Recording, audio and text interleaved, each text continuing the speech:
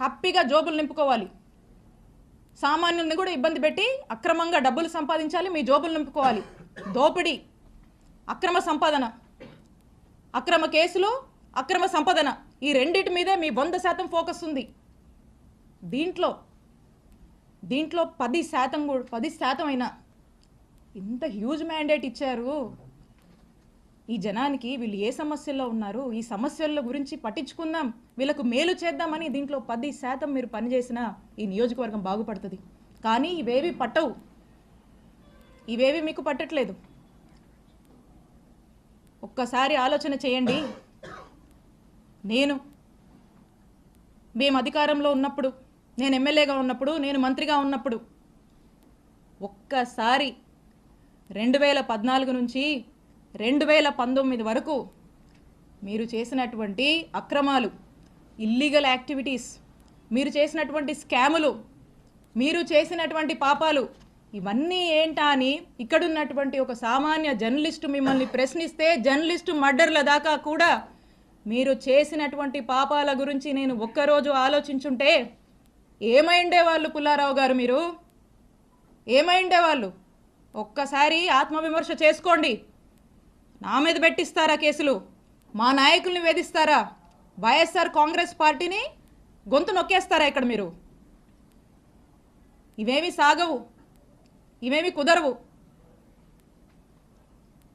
ఈరోజు మీరు చేస్తుంది ఏందా అంటే ఇలాంటివన్నీ ప్రోత్సహిస్తూ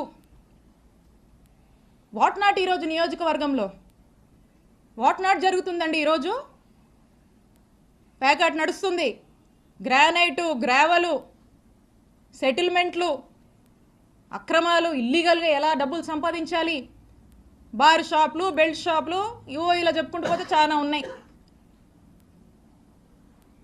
సరే, జనం ఆశపడో సూపర్ 6, సూపర్ 7 అని చెప్పారు, మాయమాటలు చెప్పారు. సరే చూద్దాంలే అనుకున్నారు. ఇంత పెద్ద మ్యాండేట్ మీకు ఇచ్చారు ఈ రాష్ట్రంలో. మేము కూడా అనుకున్నాం, ఓకే మేము మంచి చేసి ఓడిపోయాం, గెలుపోవటమి సహజమే, చూద్దాం ఏ మేరకు ఈ ప్రభుత్వం ప్రజల ఎక్స్పెక్టేషన్స్కి తగ్గట్టుగా పనిచేస్తుంది చూద్దామని మేము చూస్తున్నాం. చాలా క్రమశిక్షణగా, చాలా పద్ధతిగా మా నాయకుడు చూపించినటువంటి బాటలో ప్రజలకు మేలు చేస్తూ నడవడమే మాకు తెలుసు. ఇలా మీలాగా చీప్ ట్రిక్స్, ఈ చీప్ పాలిటిక్స్, ఎవడనో పెట్టి ఏదేదో చేస్తామంటే నేను ఒకటే చెప్తా ఉన్నా. నాకు నవ్వొస్తుంది పుల్లారావు గారు, ఎందుకో చెప్పనా? నా రాజకీయ అనుభవం 7 ఏళ్ళు.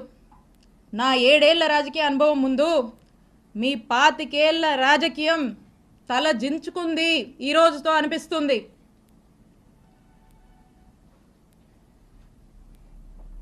అక్రమ కేసులు కడతారా? అక్రమ కేసులు పెడతారా? భయపెట్టాలని చూస్తారా? మీరు నన్ను కానీ, మా కుటుంబ సభ్యుల్ని కానీ, మా నియోజకవర్గ ప్రజల్ని కానీ, అండ్ ఎస్పెషలీ మా వైఎస్ఆర్ కాంగ్రెస్ పార్టీ నాయకుల్ని, కార్యకర్తల్ని, వైఎస్ఆర్ కాంగ్రెస్ పార్టీ కుటుంబ సభ్యులు, ఇక్కడ ఉన్న వాళ్ళందరినీ కూడా, కుటుంబ సభ్యులందరినీ కూడా బెదిరించి, భయపడి, అక్రమ కేసులు పెట్టి, అక్రమ అరెస్టులు చేస్తే ఎవ్వరం భయపడం. మీరు పెట్టిన ప్రతిసారి ఇంకా బలంగా ఎదుర్కొంటాం, ఇంకా బలంగా నిలబడతాం, ముందుకు వెళుతాం. మీరు అనుకుంటున్నారేమో ఇంకో 4 ఏళ్ళు కదా అంటే, వింటున్నాం లాలీలు చెప్తుంటే, ఇంకో 4 ఏళ్ళు కదా హ్యాపీగా వీలైనంత అవకాశం ఉన్నంత వరకు దోపిడీ చేసి, ఇల్లీగల్ పనులన్నీ చేసి, జోబులు నింపుకొని, ఓ బ్యాగ్ నుండి సంపాదించుకొని రిటైర్ అయిపోదాం అనుకుంటున్నట్టున్నారు. ఇప్పటి నుంచి మొదలుపెట్టినా నేను ఇంకో 30 నుంచి 40 సంవత్సరాలు రాజకీయాలు ఇక్కడే చేస్తాను. గుర్తుపెట్టుకోండి, 30 నుంచి 40 సంవత్సరాలు ఆ దేవుడు చల్లగా చూస్తే మీరెక్కడున్నా, ఏ ఊళ్ళో దాక్కున్నా మిమ్మల్ని లాక్కొచ్చేది ఖాయం, వడ్డీతో సహా, విత్